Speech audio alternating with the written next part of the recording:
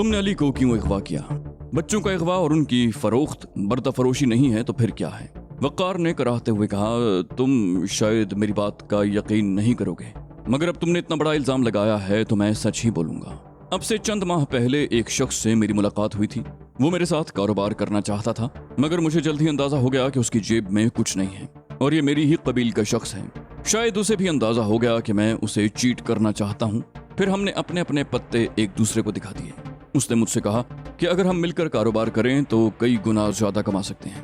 उसने मुझसे कहा कि तुम खूबसूरत शख्सियत के मालिक हो, तुम चंद ऐसे ज़हीन बच्चों को घेर लाओ जिन्हें हम हेरोइन की स्मगलिंग में कैरियर के तौर पर इस्तेमाल करेंगे। कस्टम्स के हुक्काम बच्चों पर बिल्कुल शुबा नहीं करते, खास तौर पर उस सूरत में जब बच्चा तन्हा सफर कर रहा हो। मैंने उससे पूछा कि बच्चों को इस काम के लिए राजी कैसे किया जाएगा, तो उसने जवाब दिया कि तुम ये काम मुझ पर छोड़ दो। मैंने 1 महीने की मेहनत के बाद अली और उसके 3 दोस्तों को उस शख्स के हवाले कर दिया। अगर तुम इसे बर्दा फरोशी कहते हो तो मैं इससे इनकार नहीं करूंगा। फिर बोला, हाँ, उसकी हिदायत है कि मैं हफ्ते को रात 8 बजे के बाद कहीं न जाऊं। उस रात वो किसी भी वक्त फोन कर लेता है। मैंने पूछा, और तुम रहते कहाँ हो? वो बोला, मैं गुलशन इकबाल के एक फ्लैट में रहता हूँ, मेरे वालिदैन मुल्तान में हैं। मैंने कहा, आज इतवार है, इसका मतलब है कि अभी उसका टेलीफोन आने में पूरा 1 हफ्ता बाकी है। फिर मैंने अचानक पूछा, गुज़श्ता रात भी तो तुम्हारी उससे बात हुई होगी? उसने कोई खास बात की? उसने कहा वो खासा परेशान लग रहा था। कहने लगा, इस हफ्ते मुलाकात नहीं हो सकेगी, मगर मैं किसी के जरिए रकम भिजवा दूंगा। मैंने परेशानी की वजह पूछी तो उसने गाली देकर कहा, कामरान हमारी राह पर लग चुका है, उसने एक बच्चे को भी अपने कब्जे में ले लिया है। वैसे लगता है अब उसकी मौत आ गई है। अब मैं उससे निमटने के बाद ही तुमसे मुलाकात करूंगा। मैंने कहा कि अगर उसकी कोई तस्वीर तुम्हारे पास हो तो मुझे दे दो और उसके मुतल्लिक मुझे मजीद तफसील से बता दो। मुमकिन है वो मेरे ही हत्थे चढ़ जाए। मेरी इस बात पर वो पागलों की तरह हंसने लगा। फिर बोला, बेवकूफ, वो कोई सड़क छाप बदमाश या हेरोइन फरोश नहीं है, बैनुल अक़वामी दहशतगर्द है। खैर, मैं तुम्हें उसकी एक तस्वीर दे दूंगा। तुम्हें तो वो बिल्कुल पहचानता ही नहीं है। कहीं भी नजर आए तो बेधड़क उसे गोली मार देना। मैं बाद में हर किस्म की सूरत हाल से निमट लूंगा। मेरे ताल्लुकात बहुत ऊपर तक हैं। हाँ, अगर तुमने ये काम कर दिया तो मैं तुम्हें इस काम का मुआवजा इतना दूंगा कि तुमने तसव्वुर भी नहीं किया होगा। मेरे पूछने पर उसने बताया कि वो मुझे कामयाबी की सूरत में 25 लाख रुपए देगा।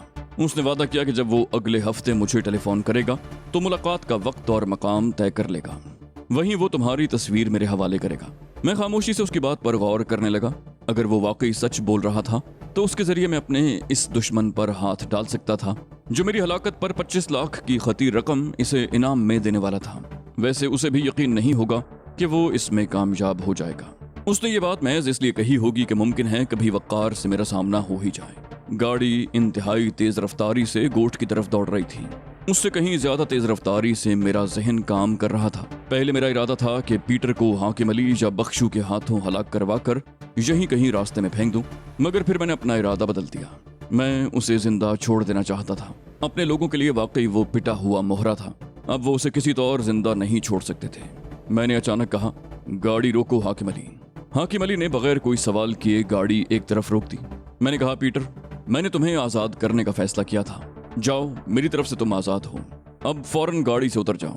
फिर मैं हाकिम अली से मुखातिब हुआ, हाकिम अली, इसे अखराजात के लिए कुछ रकम दे दो ताकि ये कराची तक पहुंच जाए। पीटर जल्दी से बोला, नहीं कामरान, मैं अभी कराची नहीं जाना चाहता। अभी तो मैंने इस मुल्क से फरार की कोई प्लानिंग भी नहीं की। यहाँ रहने का तो अब सवाल ही पैदा नहीं होता, वरना हर कीमत पर मारा जाऊंगा। अभी तुम मुझे अपने साथ ही रखो। मैंने कहा, हम इस वक्त गोठ जा रहे हैं, वहां से शाहपुर और बेली की तरफ जाएंगे। तुम हमारे साथ रहे तो हर आदमी तजस्सुस में मुब्तला रहेगा कि एक गैर मुल्की इस इलाके में क्या कर रहा है। तुम्हारी वजह से हमारे लिए खतरात बढ़ जाएंगे। हम तुम्हें कैसे साथ रख सकेंगे? पीटर ने फैसला कुन लहजे में कहा, तो फिर मुझे गोली मार कर यहीं फेंक दो। मैं तुम्हें कसम से आज़ाद करता हूँ, या फिर अपना रिवॉल्वर मुझे दे दो, मैं खुद ही अपना खात्मा कर लूंगा। मैं चंद लम्हे उसकी बात पर गौर करता रहा। फिर एक फैसला करके कहा, मैं तुम्हें एक शर्त पर अपने साथ रख सकता हूँ। पीटर ने जल्दी से कहा, मैं बगैर सुने तुम्हारी हर शर्त मानने को तैयार हूँ। मैंने कहा, इतनी जल्दी फैसला मत करो, पहले मेरी बात पूरी तरह सुन लो। कराची वापसी पर तुम हमें यार मोहम्मद शाह के बंगले में ले जाओगे। अगर तुम्हें ये शर्त मंजूर है तो ठीक है, वरना। पीटर जल्दी से बोला, मुझे मंजूर है। मैं कई दफा उसके बंगले में गया हूँ। वहाँ के मुहाफिज गैर मुल्कियों से ज्यादा पूछगिछ नहीं करते, बस हमें एक खूबसूरत लड़की का इंतजाम करना पड़ेगा। मैंने सर्द लहजे में कहा, हमें नहीं, सिर्फ तुम्हें। पीटर बोला, चलो यूं ही सही। मैंने मुतमईन होकर कहा, ठीक है, चलो हाकिम अली, अब देर मत करो। गाड़ी एक मर्तबा फिर रवाना हो गई। हाकिम अली जरूरत से कुछ ज्यादा ही तेज रफ्तारी का मुजाहरा कर रहा था।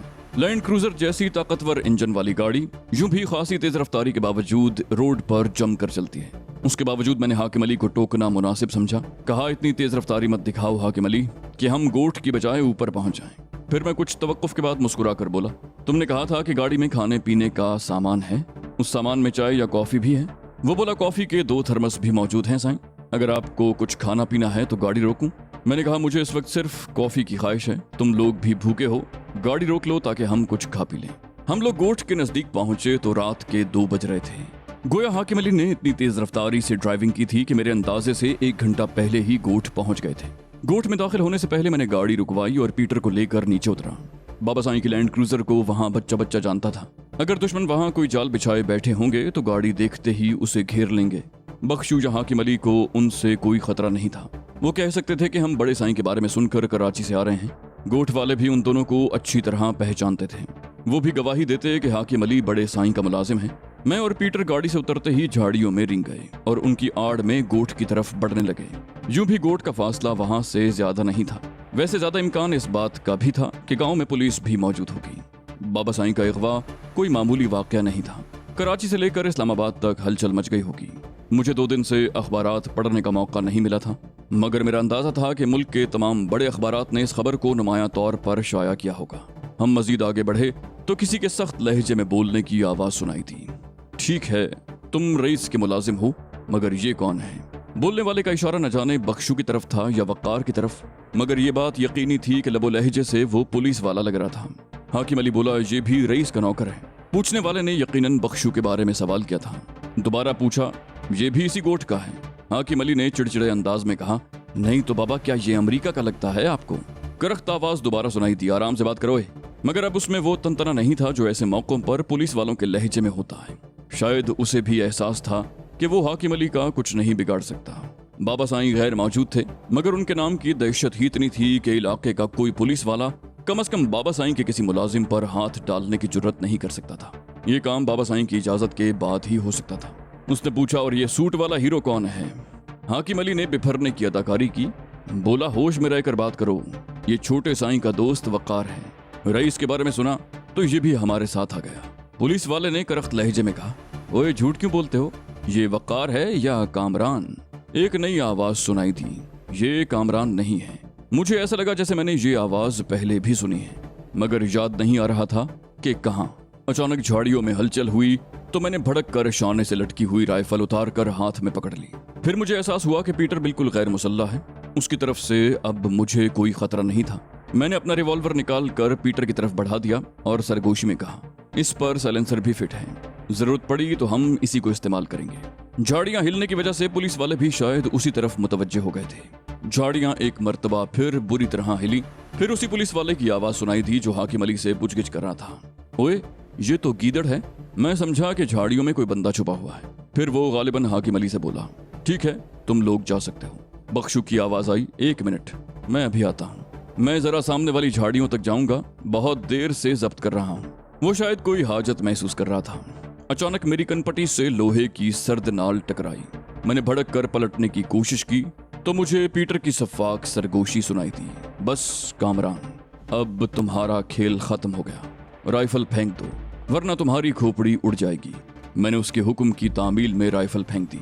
उसने इंतहाई सर्द और सफाक लहजे में कहा, एंथनी, जेरल्ड और गोपाल दास तो बहुत बड़े नाम हैं। तुम जैसे कीड़े को मसलने के लिए तो मैं ही काफी हूँ। वैसे एक बात पर मुझे हैरत हुई है, तुम अंदर से वाकई सच्चे और खरे मुसलमान हो। तुमने अपनी मुकद्दस किताब पर हाथ रख कर कसम खाई तो उसे पूरा भी किया। मैं तुम्हें मारना नहीं चाहता, मगर तुम्हारी मौत में ही मेरी बका है। मैंने भिन्ना कर कहा, अच्छा अब अपनी ये बक बंद करो और जो कुछ करना है कर डालो। उसने सपाट लहजे में कहा, ठीक है। उसने रिवॉल्वर का सेफ्टी कैच हटा दिया। मेरे जिस्म में सनसनाहट सी हो रही थी। मैं जानता था कि पीटर महज मुझे धमका नहीं रहा, बल्कि वो गोली मार देगा। मुझे उसकी सफाकी का इल्म था। यूं भी वो मुझे गोली मारने का हक रखता था। जब अपनी जान पर बनी हो तो इंसान कुछ नहीं देखता। मेरे सितारे ही गर्दिश में आ गए थे जो मुझे पै दर पै धचके लग रहे थे। बाबा साईं का अगवा, ग्लोरिया और तैमूर वगैरह का गायब होना और अब बाजी पीटर के हक में पलट जाना, ये सब धचके ही तो थे। पीटर ने सरगोशी की, ओके कामरान, मैं तुम्हें इतनी आसान मौत तो नहीं मारना चाहता था, मगर मजबूरी है। ये कहकर उसने रिवॉल्वर का सेफ्टी कैच हटाया तो कड़च की खफीफ सी आवाज भी मुझे बम के गोले की तरह लगी। मगर मैंने किसी कमजोरी का मुजाहरा न किया, न उससे जिंदगी की भीख मांगी। मैं तो बहुत पहले से मौत के लिए तैयार था। जानता था कि यूं ही किसी मोड़ पर, किसी गांव पर अचानक ही मुझे दबोच लेगी। पीटर की पुश्त की जानिब झाड़ियों में फिर सरसराहट हुई। उसने गर्दन को थोड़ा सा खम देकर पीछे की तरफ देखा, मगर मेरी तरफ से एक लम्हे को भी गाफिल न हुआ। आखिर वो CIA का एक घाघ एजेंट था। मुझे अचानक ऐसा लगा जैसे किसी ने झाड़ियों से सर बाहर निकाला हो। मैंने इसे अपना वहम समझा। मौत चंद इंच के फासले पर हो तो इंसान कुछ भी महसूस कर सकता है। अचानक बिजली सी कौंध गई। कोई बिजली के कौंधे ही की तरह पीटर पर झपटा। इस उफ्ताद के लिए पीटर भी तैयार नहीं था। झपटने वाले ने इंतहाई महारत से एक हाथ से पीटर का मुंह बंद किया और दूसरे हाथ से उसका हाथ जकड़ लिया जिसमें रिवॉल्वर था। मैंने वहीं से लात घुमाई तो दूसरे ही लम्हे रिवॉल्वर पीटर की गिरफ्त से निकलकर दूर जा गिरा। झाड़ियों में हलचल मची तो पुलिस वाले इस तरफ मुतवज्जे हो गए और कोई बुलंद आवाज में गरज कर बोला, कौन है? बाहर आओ वरना भून कर रख दूंगा। मैंने अपने मददगार को पहचानने की कोशिश की। अंधेरे में मुझे उसका चेहरा तो नजर नहीं आ रहा था, मगर उसके कद कामत से अंदाजा हो रहा था कि वो बख्शू है। मुझे फौरन ही याद आ गया कि बख्शू भी गाड़ी से उतर गया था। बाहर से फिर कोई गरजदार आवाज में बोला, मैं 10 तक गिनूंगा, उसके बाद भी तुम बाहर ना आए तो मैं फायर खोल दूंगा। फिर किसी दूसरे शख्स ने यही बात सिंधी में दोहराई। बोलने वाले ने गिनती शुरू कर दी, 1। मेरी समझ में नहीं आ रहा था कि क्या करूं। मुझे अंदाजा था कि वहां चप्पे चप्पे पर पुलिस और दूसरी एजेंसीज के लोग होंगे। उनका घेरा तोड़कर निकलना खुदकुशी के मुतरादिफ था। पीटर अलग मसला बना हुआ था। मैं नहीं चाहता था कि वो जिंदा पुलिस के हाथ लगे। अगर एक मर्तबा वो मेरे हाथ से निकल जाता तो फिर उसे पकड़ना बहुत मुश्किल था। उसके सिफारत खाने का नाम सुनते ही पुलिस वाले उसे छोड़ देते। बाहर से मुसलसल आवाज आ रही थी, 5, 6। मैंने अचानक पीटर से छुटकारा पाने का फैसला कर लिया। मैंने कसम खाई थी कि मैं उसकी जान नहीं लूंगा। मैंने बख्शू से कहा, इस हरामजादे को आजाद कर दो। वो बोला, साईं मैंने तो इसे बहुत पहले ही आजाद कर दिया है। अंधेरे में मुझे अंदाजा नहीं हो सका और इसका मुंह बंद करने के चक्कर में मेरा हाथ कुछ ज्यादा ही सख्त पड़ गया। इसकी गर्दन टूट गई है साईं। तो फिर अब यहाँ क्यों बैठे हो? बख्शू बोला, आपके हुक्म का इंतजार कर रहा हूँ साईं। मैंने कहा, चलो फिर बाहर निकलो, वरना वो लोग फायरिंग शुरू कर देंगे। बाद में सोचेंगे कि इस मुसीबत से कैसे निपटा जाए। ये कहकर मैं अचानक खड़ा हो गया। मैंने चीख कर कहा, फायर मत करना, हम बाहर आ रहे हैं। वही गरजदार आवाज सुनाई दी, हाथ सर से बुलंद करके बाहर आ जाओ। मैं और बख्शू हाथ उठाए हुए बाहर निकल आए। हमारे बाहर निकलते ही कई ताकतवर टॉर्चें रोशन हो गईं। उनका रुख बराह रास्त हमारे चेहरे की तरफ था। तेज रोशनी की वजह से मेरी आंखें चुंधिया गईं। गरजदार आवाज वाले ने पूछा, कौन हो तुम लोग? बख्शू जल्दी से बोला, खातिम हैं अल्लाह साईं के। टॉर्चों से मुनक्किस होने वाली रोशनी में मुझे दिखाई दिया कि वो लोग पुलिस के आदमी हैं। पुलिस इंस्पेक्टर ने हैरत अंगेज तौर पर नर्म लहजे में कहा, खातिम हो बाबा तो इधर झाड़ियों में क्या कर रहे हो? जाओ बाबा, अभी जल्दी से निकल जाओ। इससे पहले कि मैं कुछ बोलता, बख्शू ने मेरा हाथ पकड़ा और फुर्ती से एक पगडंडी पर मुड़ गया। मेरी समझ में नहीं आ रहा था कि पुलिस इंस्पेक्टर ने हमें इतनी आसानी से छोड़ कैसे दिया, मगर मैं खामोशी से बख्शू के साथ चलता रहा। तकरीबन घंटा भर पैदल चलने के बाद बख्शू घने दरख्तों के एक झुंड में दाखिल हुआ। झुंड के ऐन दरमियान में मिट्टी और सरकंडों से बना हुआ बेढब सा एक मकान दिखाई दिया। मैं अभी उस मकान का जायजा ले ही रहा था कि अचानक कोई डपट कर बोला, कौन है? बख्शू जल्दी से बोला, माँ बख्शू साईं, मेरे साथ एक दोस्त भी है। फिर सवाल जवाब का ये सिलसिला मौकूफ हो गया और बख्शू मुझे लेकर उस कच्चे मकान के दरवाजे पर पहुंच गया, जिसका जंजीर वाला कुंडा पहले ही खुल चुका था। अंदर दाखिल होते ही बड़ा सा एक कमरा था। वहां एक गोशे में एक लालटेन जल रही थी। लालटेन की नाकाफी रोशनी में मुझे कुछ आदमी दिखाई दिए जो फर्श पर आलती पालती मारे बैठे हुए थे। फर्श पर खासी तादाद में प्याल बिखरी हुई थी। बख्शू ने कमरे के दूसरे कोने की तरफ इशारा किया, बोला, बैठो साईं। फिर बैठते हुए लोगों की तरफ घूमकर बोला, अदा हुजूर बख्श, मेहमान के लिए कुछ चाय पानी, कुछ मानी टुक्कर का इंतजाम करो बाबा। उनमें से दराज कद और अकहरे बदन का एक शख्स उठ खड़ा हुआ, गोया वही हुजूर बख्श था। वो बगैर कुछ कहे कमरे के अंदरूनी दरवाजे की तरफ चला गया। बख्शू ने कहा, साईं आराम से बैठो। वो खुद फैल कर बैठ गया और उसने दीवार से टेक लगा ली। मैं भी बुरी तरह थक गया था। गुज़श्ता कई घंटे से जाग रहा था। सोने पर सुहागा ये हुआ कि मुझे कई मील तक पैदल भी चलना पड़ा। मैं भी दीवार से टेक लगाकर बैठ गया। अभी तक मेरी समझ में नहीं आया था कि पुलिस वालों ने हमें इतनी आसानी से कैसे छोड़ दिया। मैंने चाहा कि बख्शू से पूछ लूं, मगर वो दीवार से टेक लगाए ऊँघ रहा था। यहाँ आते ही मैंने उसकी शख्सियत में हैरत अंगेज तब्दीली देखी थी। उसके चेहरे से मिस्कीनी और हिमाकत गायब हो चुकी थी। और अंदाज़ो अतवार से यूं लग रहा था जैसे वो यहाँ नुमाया हैसियत रखता हो। मैंने भी फैसला कर लिया कि जब तक वो खुद ही मुझे नहीं बताएगा मैं उससे कुछ नहीं पूछूंगा। ये सोचकर मैंने भी टांगें फैला लीं और आंखें मूंद कर बैठ गया। थोड़ी देर के बाद किसी की करख्त आवाज़ गूंजी, मानी साईं। मैंने आंखें खोल दी। मेरे सामने हुजूर बख्श खड़ा था। उसके हाथ में बड़ा सा एक थाल था। बख्शू ने भी आंखें खोल कर पैर समेट लिए। हुजूर बख्श ने वो थाल हमारे सामने रख दिया। थाल में चावल की रोटियां, मक्खन, भुनी हुई मछली और आलू की कतलियां थीं। एक पीतल के कटोरे में शायद देसी घी था। बख्शू ने थाल नजदीक करते हुए कहा, चलें साईं, बिस्मिल्लाह करें। मैंने कहा, पहले मैं हाथ धोना चाहता हूँ। बख्शू ने मेरी तरफ देखा और हंसकर बोला, साईं, हम किसी 5 स्टार होटल में नहीं बैठे, ये जंगल है साईं, जंगल। उसने अपनी ही बात पर जोरदार कहकहा लगाया। मैंने सर्द लहजे में कहा, इसमें आखिर हलक फाड़ने वाली क्या बात है, अपना लहजा दुरुस्त करो। मुझे एकदम गुस्सा आ गया। हुजूर बख्श ने कहा, गर्मी क्यों खाता है बाबा, यहाँ तो। मैंने उसे भी बुरी तरह झिड़क दिया। कहा, बस अपने काम से काम रखो। हुजूर बख्श बोला, साईं ये। उसने बख्शू से कुछ कहना चाहा मगर उसने हाथ उठाकर हुजूर बख्श को खामोश रहने का इशारा किया। फिर मुझसे मुखातिब हुआ, बोला, साईं कोई गलती हो गई है मुझसे। मैंने तल्ख लहजे में कहा, नहीं, गलती तो मुझसे हुई है।